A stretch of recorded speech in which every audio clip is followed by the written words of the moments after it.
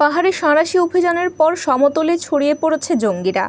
নিরাপদ আস্তানা ও প্রশিক্ষণ স্থল হিসেবে তারা বেছে নিয়েছে সিলেট বিভাগকে। ধর্মের অপব্যাখ্যা দিয়ে তারা সিলেটের অনেক যুবককে জঙ্গিবাদে উস্কে দিয়েছে। নিষিদ্ধ পথ অনুসরণ করে নিখোঁজ হয়েছেন অনেক যুবক। জঙ্গিবাদে জড়ানোর পর আইনশৃঙ্খলা রক্ষাকারী বাহিনীর হাতে ধরাও পড়েছেন কয়েকজন। আইনশৃঙ্খলা বাহিনীর কর্মকর্তা ও সমাজবিজ্ঞানীদের মতে 5 কারণে জঙ্গিরা সিলেটকে বেছে নিয়েছে। এগুলো হচ্ছে দুর্গম এলাকা, সীমান্তের সুযোগ গ্রহণ, প্রবাসীদের টার্গেট করে অর্থ সংগ্রহ, সিলেটের মানুষের ধর্মবিশ্বাস এবং মধ্যবিত্ত ও উচ্চবিত্ত পরিবারের সন্তানদের ব্রেন ওয়াশ করা। তথ্যমতে সারা দেশে জঙ্গিরা জামাতুল আনসার ফিল হিন্দাল শারকিয়া ও আনসার আল ইসলাম এই 2 নামে সংগঠনের ব্যানারে সংগঠিত হওয়ার চেষ্টা করছে। এর মধ্যে গত 12 আগস্ট মৌলভীবাজারের কুলাউড়ার কর্মধা ইউনিয়নের পূর্ব টাট্টিউলি গ্রামের এক বিচ্ছিন্ন বাড়িতে অভিযান চালিয়ে 10 জঙ্গিকে আটক করে counter terrorism and transnational crime CTTC. রাতভর বাড়িটি ঘিরে রাখার পর সকালে তাদের আটক করা হয়। তাদের সঙ্গে আরও 3 শিশু ছিল। সেখানে সিটিটিসি নতুন জঙ্গি সংগঠনের সন্ধান পায়। ইমাম মাহমুদের কাফেলা নামে সংগঠনটির প্রধানের নামেই জঙ্গিরা সংগঠিত হচ্ছিল। দলের প্রধান ইমাম মাহমুদও আটক হন সিটিটিসির হাতে। এর 2 দিন পর 14 আগস্ট ওই এলাকা ছেড়ে পালানোর সময় আরও 17 জঙ্গিকে আটক করে পুলিশে দেন স্থানীয় জনতা। তারা সবাই ইমাম মাহমুদের কাফেলার সদস্য। এর পরদিন 15 আগস্ট সিটিটিসি ভারত সীমান্তবর্তী কুলাউড়া উপজেলার দুর্গম কালাপাহাড় এলাকায় অভিযান চালিয়ে জঙ্গিদের মজুদকৃত বিপুল পরিমাণ বিস্ফোরক ও গোলাবারুদ উদ্ধার করে। সূত্র জানায়, ইমাম মাহমুদের কাফেলার সদস্যরা দুর্গম কালাপাহাড়ে প্রশিক্ষণ নিত। দলের প্রধান ইমাম মাহমুদ খোঁড়া হওয়ায় তাকে কাঁধে করে বহন করে পাহাড়ে নিয়ে যাওয়া হতো।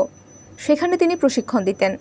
কয়েক মাস আগে জঙ্গি দলের সদস্যরা কুলাউড়ার কর্মধা ইউনিয়নের পূর্ব টাট্টিউলি গ্রামের জনবিচ্ছিন্ন ওই স্থান ভাড়া নিয়ে বাড়ি নির্মাণ করেন।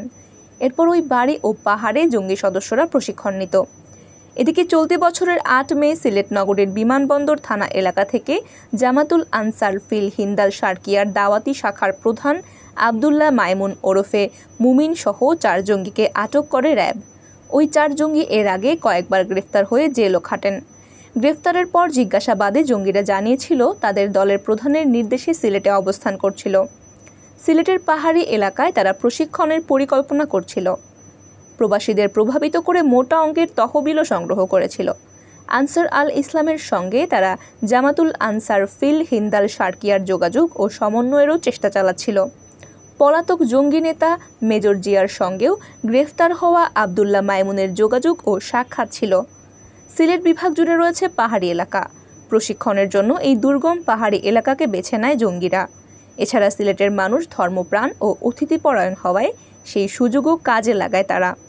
এছাড়া সিলেটের প্রবাসীরা ধর্মীয় কাজ ও প্রতিষ্ঠানে বিপুল পরিমাণে অনুদান দিয়ে থাকেন। এ প্রসঙ্গে শাহজালাল বিজ্ঞান ও প্রযুক্তি বিশ্ববিদ্যালয়ের সমাজবিজ্ঞান বিভাগের অধ্যাপক ফারুক উদ্দিন বলেন, সিলেটের মানুষ ধর্মপরায়ণ। এই সুযোগ কাজে লাগাতে চায় ধর্মান্ধ উগ্রপন্থীরা। এছাড়া দিন দিন আমাদের পারিবারিক বন্ধন দুর্বল হয়ে পড়ছে। আমাদের সন্তানরা পড়ালেখা বিমুখ আর ডিভাইস নির্ভর হয়ে পড়ছে। ফলে তাদের উগ্রবাদীরা সহজেই ব্রেন ওয়াশ করতে পারছে। সিলেট মেট্রোপলিটন পুলিশের কমিশনার মোহাম্মদ ইলিয়াস শরীফ বলেন, ভূমি বৈচিত্র্যের কারণে জঙ্গিরা এই অঞ্চলে আত্মগোপনের চেষ্টা করে। এই অঞ্চলে শায়েখ রহমান আত্মগোপন করেছিল, আতিয়া মহল কিংবা কুলাউড়ার জঙ্গি আস্তানা গড়ে তুলেছিল। কিন্তু আইনশৃঙ্খলা রক্ষাকারী বাহিনীর চোখ তারা ফাঁকি দিতে পারেনি। তিনি বলেন, উগ্রবাদে জড়ানোর জন্য 15 থেকে 35 বছর বয়সীরাই বেশি ঝুঁকিপূর্ণ। এজন্য এই বয়সের কেউ নিখোঁজ হলে আমাদের পক্ষ থেকে বিশেষ গুরুত্ব সহকারে অনুসন্ধান চালানো হয়। প্রয়োজনে সিটিটিসি ও এটিইউ এর সাহায্য নেওয়া হয়।